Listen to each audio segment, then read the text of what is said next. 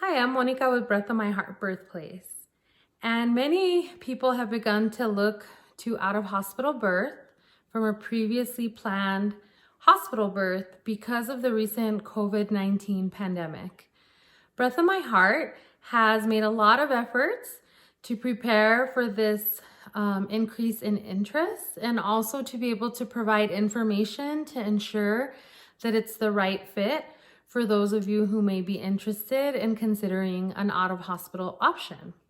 So Breath of My Heart Birthplace is willing to take individuals who are 38 weeks pregnant or less, right? So we want to make sure that we're not taking anyone who is less than 2 weeks from their due date. Midwives in the state of New Mexico attend births that are considered low risk, and they manage pregnancies that are also considered low risk. So in order for us to do our due diligence and to make sure that we are providing an appropriate risk assessment, we need at least those 2 weeks of time before your due date.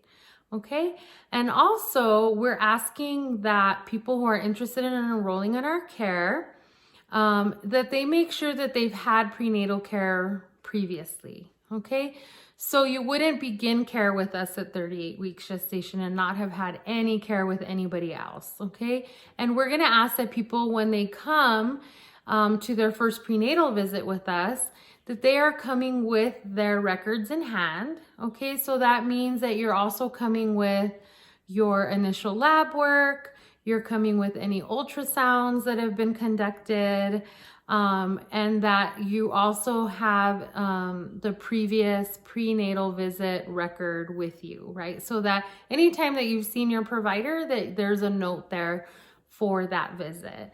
That will allow us to look over all of the labs, see what has been provided to you during that time, and do a really good risk assessment so that we're making sure that you are a good candidate for an out-of-hospital birth. Okay, so that means no pre-existing conditions that have not been controlled. So for example, diabetes that maybe was there prior to the pregnancy and being controlled with medication, or people who have had hypertension, for example, prior to pregnancy, and it requires medication to be managed. Those kinds of things are not considered low risk during pregnancy and birth. Okay, so we would want to make sure that you fit the criteria for being a good candidate for an out-of-hospital birth. And for that, we need all of that information. We will also ask that those who are coming in at a late gestation obtain a doula. We do have relationships with doulas in our community, including with Tewa Women United with their doula program. So there are doulas that are available at low cost or no cost, depending on the situation. So we do feel that coming from a hospital planned birth to an out-of-hospital birth, there's some differences there, and we feel that with the help of a doula, we can make sure to bridge any of those gaps that may be needed in order for someone to really have the most support possible for obtaining that out-of-hospital birth. Because midwives, we provide a lot of strategies for helping to manage the discomforts of labor. However, we don't provide any epidurals to assist with pain management. What we do offer are things like hydrotherapy, in other words, using a tub or a shower to help manage the discomforts. We provide freedom of movement. We provide simple things like hip squeezes and counter pressure and things like that that help to take the edge off of those discomforts, but we certainly don't provide any medications for that. So it's important to have other people on your team who are skilled in being able to assist with that process.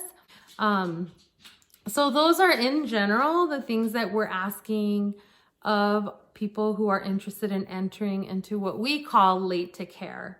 So late to care is anyone who is 28 weeks gestation or greater, right? And at Breath of My Heart, we're actually limiting that greater to 38 weeks. So we're happy to take anyone between that 28 and 38 week window. So we are allowing 2 support people to attend the birth with you. That could be a partner, that could be a parent, or other friend or relative who you feel would be important in helping you have a very successful birth experience. And then also that can include a doula. We do recommend that that second support person be a doula for the reasons that I described before. And also it doesn't necessarily have to be.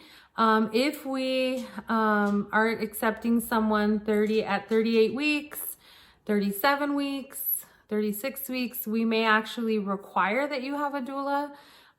It will kind of depend on sort of where we are along the continuum of feeling prepared to have an out-of-hospital birth and unmedicated birth.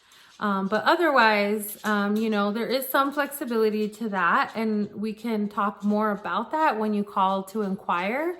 But we do ask people who are interested in entering into our care, regardless of the gestation, to be doing all of the recommended things to decrease the likelihood of infection with the COVID-19 virus. So that means doing the social distancing, staying at home, washing their hands, not traveling anywhere, not going over to visit other people in their homes, only going out for things that are essential, like for groceries. And we ask that that also be taken into consideration and be followed by those who you want to be on your support team. So for that partner, for that doula, we're asking that we make this shared agreement to keep each other safe during this time. And also, we as your care providers are also only doing essential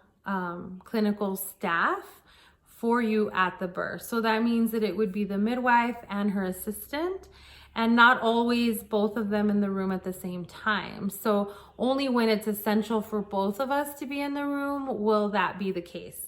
And so probably for the delivery, we would have the assistant, the midwife, the birthing person, and their 2 support people. So at all times, we're keeping that number of people in the birth room limited to 5. And also those support people cannot be alternated. So that means that whoever your support people are, they need to come and be prepared to stay for the duration of the birth, and that they should be prepared with clothing, hygiene, stuff that they might need, food, snacks, anything that's going to be needed to help keep them comfortable. And we as the staff are also prepared to do the same. So we're going to work together as a team to make sure that we take really good care of each other and have a successful outcome.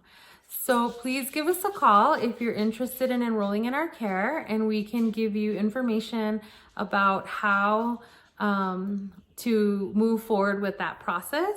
Typically, it will consist of a remote consult where you can meet one or both of the midwives. And then once you've decided that you do want to enter into our care, we can schedule a prenatal visit that can include a tour of our facility.